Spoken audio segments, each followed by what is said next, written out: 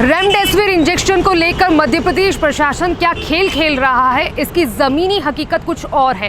परिजनों का दर्द और दवा बाजार का सच, देखिए गुड इवनिंग की खास रिपोर्ट। जीवन के लिए संघर्ष कर रहे मरीज,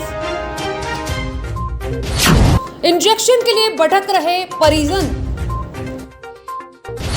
फेविफ्लू भी मार्केट से हो रहा गायब। इंदौर शहर के अस्पतालों में गंभीर संक्रमित मरीजों को इलाज के लिए रेमडेसिविर इंजेक्शन अब जिला प्रशासन द्वारा उपलब्ध कराया जा रहा है। जिला प्रशासन द्वारा जारी सूची के मुताबिक शहर के 87 अस्पतालों को 2500 से अधिक इंजेक्शन उपलब्ध कराए गए।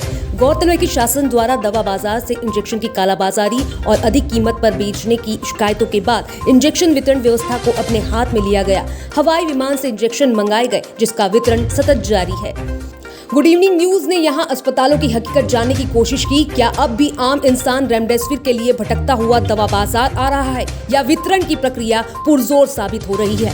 जिले भाई भेज रहे हैं, ग्वालियर भेज रहे हैं, रीवा भेज रहे हैं, जबलपुर भेज रहे हैं, रतलाम भेज रहे हैं, ये सब वहीं के हैं। गुड इवनिंग न्यूज का कैमरा जैसे ही दवा व्यापारियों से बाजार के हाल जानने के लिए पहुंचा, तो शासन प्रशासन के प्रति व्यापारियों का आक्रोश देखने को मिला। कोरोना महामारी चल रही है, बहुत ही गंभीर रूप ले लिया इसने अपने इंदौर शहर में। तो बहुत विकट स्थिति आ गई है, जो हर चीज़ मतलब कि अभी अवेलेबल नहीं हो पा रही है। जैसे लेके अभी फेविफ्लू है, रेमडेसिविर है, मतलब कुछ भी मार्केट में अवेलेबल नहीं है। पेशेंट को कोई सी मेडिसिन पर्याप्त नहीं हो पा रही। हालांकि ये आक्रोश दवा की खेप सीधे अस्पताल पहुंचाने के लिए कतई नहीं है। इन व्यापारियों का कहना है, अगर आपूर्ति पर्याप्त है तो क्यों परिजन आज भी रेमडेसिविर इंजेक्शन के लिए अभी भी दवा बाजार के चक्कर काट रहे हैं। सभी लोगों को इसकी जानकारी नहीं है कि इंजेक्शन कलेक्टर साहब ही अलॉट करेंगे। परेशान परिजन आज किसी भी कीमत पर अपनों की जान बचाने के लिए रेमडेसिविर खरीदना चाहता है। दवा व्यापारी का कहना है कि अगर शासन प्रशासन के दावे सही हैं, तो लोग यहाँ क्यों आ रहे हैं। आपसे ये कहना चाहता हूँ कि ये है ना, जो सेंट्रलाइजेशन कर दिया है, ये डिसेंट्रलाइज होना चाहिए। क्योंकि मरीज को पता है कि दवाई कहाँ मिलेगी, दवा बाज़ार में मिलेगी। आज जब हॉस्पिटल में 1000 इंजेक्शन की ज़रूरत है और दिए जाते हैं 250, तो 750 इंजेक्शन कहाँ से लाना है? दवा बाज़ार से लाना है। मरीज़ तो यहीं भटकेगा। ठीक है, हमारे पास में भी हमारे रिश्तेदार, जान पहचान वाले कई लोग आ रहे हैं और हम देख रहे हैं उनको हमारे आँख के सामने मरता हुआ, पर हम इतने सालों से दवाई का धंधा करने के बावजूद भी उनकी कोई मदद नहीं कर पा रहे, कहीं से दवाई नहीं दिला पा रहे। कितने ही रिश्तेदार, कितने ही पहचान वाले दवाई के अभाव में मर गए। हमें इस बात का खेद है कि इतने साल इस व्यापार में रहने के बाद में भी हम इनकी कोई मदद नहीं, चाहकर भी नहीं कर पा रहे, क्योंकि बाज़ार में कहीं माल ही नहीं है। सबसे नहीं ये बोल रहे हैं कि वो कलेक्टर साहब ने उसके ऊपर वॉच रखी हुई है, जो भी अलॉटमेंट होगा वो कलेक्टर साहब के आदेश पर होगा। और जब कलेक्टर साहब के आदेश पर होगा तो इतना तो कलेक्टर साहब को भी दिख रहा होगा कि भैया मरीज़ ज़्यादा कहाँ पर है, कम कहाँ पर है, कहाँ पर सीवियरिटी ज़्यादा है, उसकी ऑडिट करवाओ।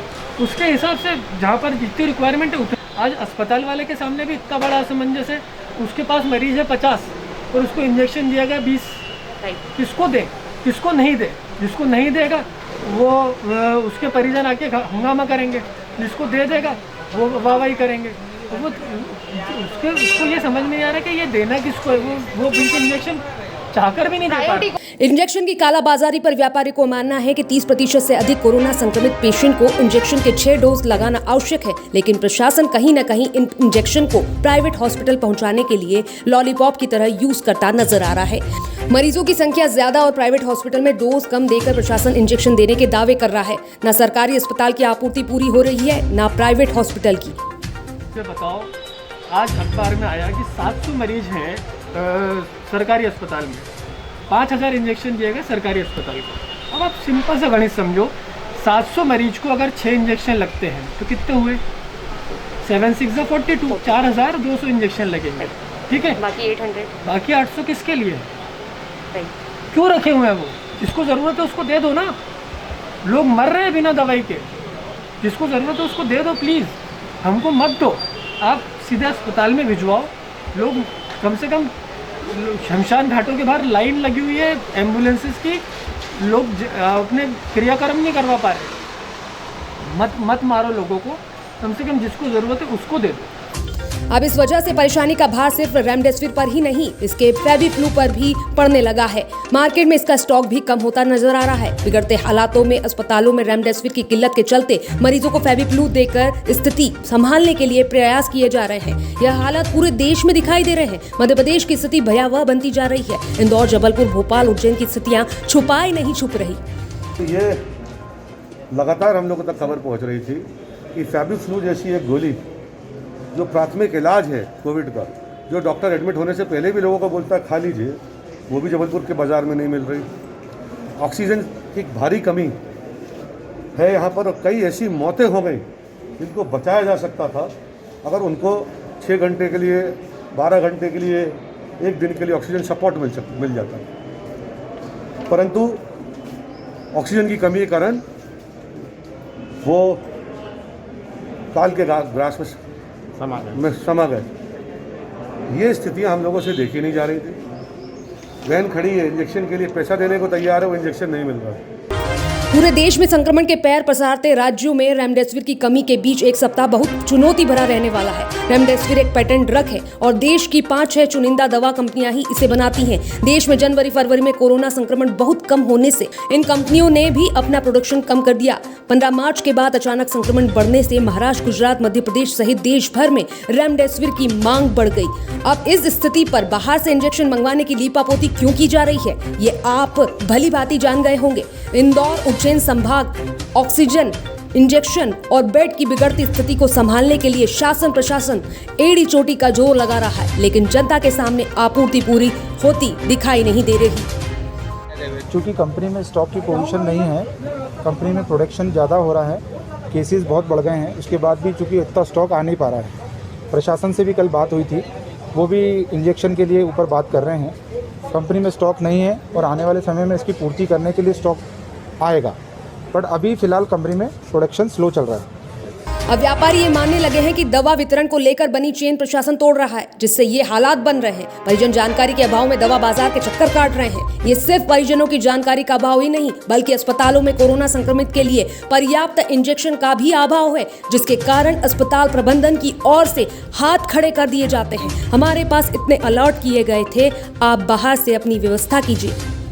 परसों उसके एक दिन पहले मेरे को 10 मिले थे और परसों 23 मिले। ये इंजेक्शन मिले हैं, कल नहीं मिले मुझे, और आज मुझे बोला गया तो 20 इंजेक्शन लड़का लेने जा रहा। आपके मरीज कितने भर्ती है? 57 मरीज भर्ती है मेरे पास। और डिमांड कितनी है अंदर रेमेडी की? आधे से ज़्यादा लोगों को डिमांड है। प्रशासन के द्वारा रेमडेसिविर को लेकर बड़ा खेल रचा जा रहा है। इस खेल में अस्पतालों को भी सहानुभूति दी जा रही है और लोगों से हमदर्दी बटोरी जा रही है। शासन प्रशासन जो हवाई जहाज के द्वारा व्यवस्था कराने की बात कर रहा है, उनकी व्यवस्था कितनी पुरजोर है आप भी जानिए। हमारी वो व्यक्ति हमारा मरा रखा है वहाँ पे और बोल रहे हैं कि है ना तुम ब्लड टेस्ट कराओ, मरे मुरे में कहाँ से खून निकलेगा। बहू हमारी दोनों है ना दोपहर भर भटकती रही बेचारी, इंजेक्शन के लिए कहाँ नहीं गई। उन्होंने हमारे बेटे को कहा गए साल, हमारी बहू वहाँ बेहोश हो गई इमरजेंसी में, कोई डॉक्टर नहीं, कोई कुछ नहीं। ये क्या है? मुख्यमंत्री वहाँ बेटे बेटे सभाएं ले रहा है, क्यों बना तू मुख्यमंत्री? बेवकूफ बनाने के लिए पब्लिक को। जिस दिन पब्लिक है ना रोड पे आ गई ना, इतना मारेगी कि उनको समझ में आ जाएगा। कालाबाजारी और दवा पर शिकंजे की व्यवस्था की नोटंकी में आम इंसान मारा जा रहा है। मत मारो लोगों को, कम से कम जिसको जरूरत है उसको दे दो, जिसको जरूरत है उसको दे दो ना। लोग मर रहे हैं बिना दवाई के। सबको बुलाओ। कल कितने मिले आपको? कल 10 मिले। परसों नहीं आया। परसों 5 आए थे। एसपी साहब का ड्राइवर था, नहीं कलेक्टर साहब का, वो मेरे से लेटर लिखा के ले गया था। 5 इंजेक्शन उसने लगाया, उसके पापा को 1 लगाया, 2 उसकी सिस्टर को और कहीं हॉस्पिटल में लगवा दिए, और 2 या 1 इनके दो इनको दिए। सीधे अस्पतालों को इंजेक्शन अलॉट करने की ये प्रक्रिया कितनी पुरजोर साबित हो रही है, ये तो आपने देख लिया। लेकिन मरीजों को 2 इंजेक्शन देकर हॉस्पिटल प्रबंधन भी अपनी प्रतिष्ठा बचाने में लगा हुआ है। शिव की सेना के इंदौर प्रमुख कलेक्टर साहब कोरोना के इलाज में 2 इंजेक्शन से नहीं, 6 इंजेक्शन के प्रॉपर डोज से काम चलेगा। या तो मेरे हिसाब से तो या तो उस पेशेंट को 2 इंजेक्शन देने ही नहीं चाहिए। जब तक एक पेशेंट का 6 का डोज है उसको पूरा 6 मिलना चाहिए। एक को अधूरा रखते हो, दूसरे को अधूरा रखते हो, दोनों बिल्कुल गलत है। दोनों पेशेंट उस चक्कर में अधूरे रह जाते हैं। उनको एक को पूरा प्रोवाइड कर दीजिए, दूसरे को नहीं है दूसरे को प्रोवाइड, भले ही उनको कम मिले या कम लोगों को मिले, पर मिलना पूरा तो डोज चाहिए। सब अधूरे रह के अधूरे पड़े रहते हैं और इसीलिए ये लोग सब बाहर जो है बेचारे भटक रहे हैं। कोरोना पेशेंट को 20% से अधिक कोरोना फैलने पर 6 डोज लगाना आवश्यक है। अब इस आवश्यकता की आपूर्ति आप क्यों नहीं कर पा रहे हैं? क्यों अस्पतालों को इंजेक्शन की आपूर्ति पर आप खानापूर्ति कर रहे हैं? क्या आम इंसान आवंटन के लिए सरकारी दफ्तर भटकेंगे? इन सरकारी दफ्तरों की हकीकत हर आम से खास आदमी जानता है। गुड इवनिंग न्यूज के लिए शताब्दी शर्मा की रिपोर्ट।